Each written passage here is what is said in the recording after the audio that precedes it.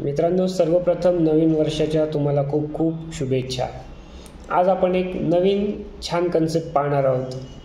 ती कन्सेप्ट तुम्हाला कदाचित माहिती असेल. नाव आहे आर्थिक स्वातंत्र्य म्हणजेच फायनान्शियल फ्रीडम.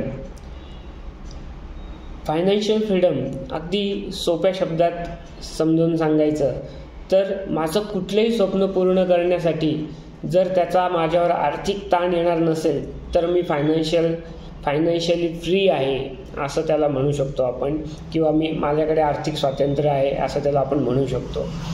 हे फायनान्शियल फ्रीडम आपले स्वप्न पूर्ण करण्यासाठी आपल्याला खूप आवश्यक आहे.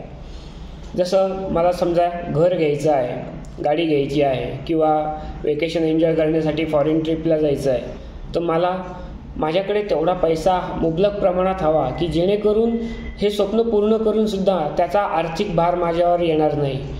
तर आपल्या सगळ्यांना हीच इच्छा असते की आपण पण फायनान्शियली सिक्युअर राहावं, फायनान्शियली फ्री राहावं.